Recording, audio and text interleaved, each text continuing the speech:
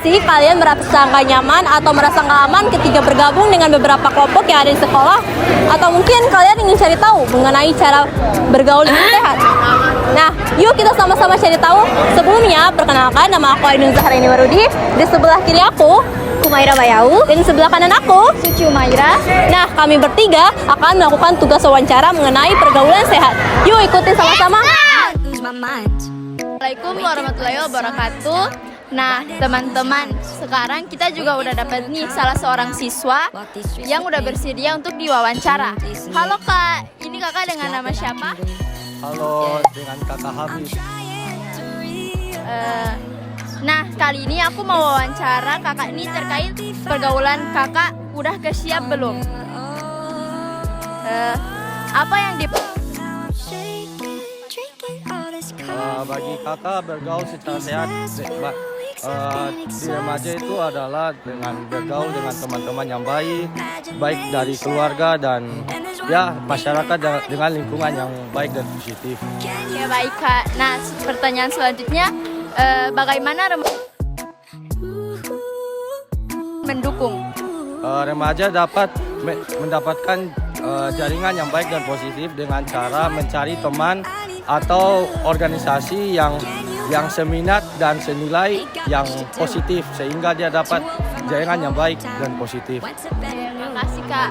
Oke, saya akhiri wawancara singkat kali ini. Wassalamualaikum warahmatullahi wabarakatuh. Nah, teman-teman, sekarang aku udah dapet nih salah satu seorang siswa yang udah bersedia untuk diwawancarai. Hai, ini dengan siapa? Halo, saya Basmin Fawaz dan saya dari Maksudun. Nah, kali ini aku mau wawancara terkait pergaulan bebas. Kamu udah siap belum? Oke, sekarang kita langsung ke pertanyaannya ya. Menurut kamu, apa sih yang dimaksud dengan pergaulan sehat? Dan mengapa penting untuk memiliki pergaulan sehat? Menurut saya, pergaulan sehat itu pergaulan yang dimana kita saling menghargai dan juga saling support satu sama lain. Tentunya ini dalam yang pasti dengan positif untuk lain dan saling hampir saya banget. Pokoknya sesuai poin tadi yaitu itu dapat kita dapat bisa ya otomatis senang banget apalagi dalam kita yang tadi ya betul. Jadi ya penting untuk mendapatkan pergaulan dari sekolah untuk supaya kita juga menjadi baik karena faktor sosial itu juga penting banget dalam pembentukan diri kita. Aja. Baik, itu ya. Ya. Oke, sekian dari saya. Assalamualaikum warahmatullahi wabarakatuh. Oke. Halo teman-teman semuanya. Nah, sekarang aku udah dapet nih salah seorang guru yang siap untuk kita wawancarai. Sebelumnya kita perkenalan dulu dengan siapa gurunya. Oke, nama saya Ibu Sita Isa, saya biasa dipanggil Ibu Ica atau Ibu Caca. Oke Ibu, kita langsung aja ke pertanyaan pertama. Pertanyaannya, bagaimana cara Ibu mengajarkan kepada siswa-siswi mengenai pergaulan sehat?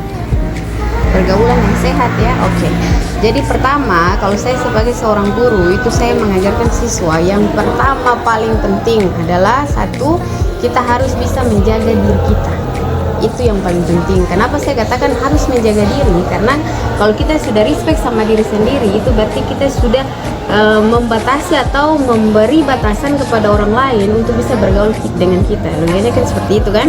Jadi pada dasarnya kalau kita sudah membatasi diri, itu pastinya kita akan memilih dan memilah bagaimana kita berteman, sehingga kita tidak gampang terjerumus ke hal-hal yang tidak baik buat perkembangan atau pertemanan kita ke depan. Apalagi jika kemudian hari banyak pergaulan sekarang ini, misalnya kalau sudah sampai menjerumus ke hal-hal yang tidak diinginkan seperti pergaulan bebas, terus narkoba, terus di samping itu mabuk-mabuk, minuman-minuman keras, itu kan gampang beredar di mana saja dan akses untuk mendapatkan itu gampang. Jadi kenapa saya bilang sebesar apapun seorang guru, sebesar apapun seorang yang orang tua menasihati kita, kalau dari diri kita tidak bisa membatasi itu sulit. Kenapa saya katakan demikian? Karena hal-hal itu sering kita jumpai dalam kehidupan tuh. Seperti yang paling marak sekali terjadi sekarang ini adalah seks bebas, ya kan? Seks bebas itu dimulai dari bagaimana kita berteman dulu. Tiba-tiba ada muncul rasa suka, tiba-tiba mulai pacaran. Nah, di saat kata pacaran itu terjadi, berarti ada dua belah pihak sudah mengizinkan hal-hal tertentu bisa disediakan. Misalnya, sudah tidak lagi malu, sudah tidak lagi canggung, pegang tangan, pelukan, goncengan sambil berpelukan, sudah dianggap hal-hal yang wajar. Nah, budaya-budaya seperti itu sebenarnya harus dihilangkan. Kenapa saya katakan demikian? Karena budaya itu tidak wajib dikatakan budaya, karena itu merusak pribadi. Jadi yang paling dasar yang harus kalian tahu bahwa kita harus bisa bagaimana memanage pribadi diri untuk bisa memilah dan memilih teman. Menurut saya seperti itu. Oke, selanjutnya kita lanjut ke pertanyaan kedua. Bagaimana cara ibu membina atau mendidik siswa-siswi yang mungkin udah terjerumus ke dalam pergaulan bebas? Kita batasi lagi ya.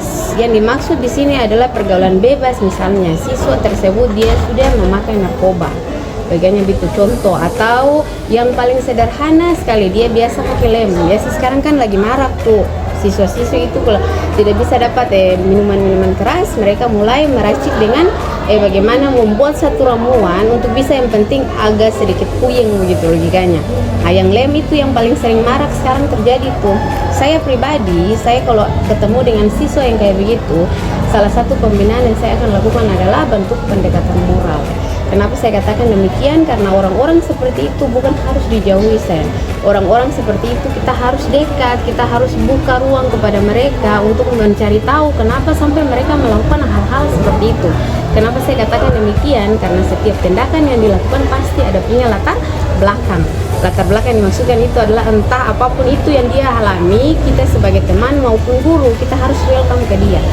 Membuat dia supaya bagaimana dia jangan lagi pernah terjerumus ke hal-hal yang kayak seperti itu. Salah satunya buat dia aktif dalam organisasi misalnya. Terus yang kedua, buat dia rutin olahraga tiap hari agar pada saat keinginan itu muncul dia bisa lari atau dia bisa mengimbangi dengan bagaimana dia berolahraga. Dan yang pastinya paling penting dia harus taat pada Allah. Logikanya seperti itu. Tujuan yang paling utama itu harus mendekatkan diri kepada Allah, karena kalau orang mendekatkan diri pada Tuhan Maha Pencipta, tetap hal apapun itu insya Allah bisa terlindungi. Seperti itu. Oke, terima kasih Ibu atas jawabannya.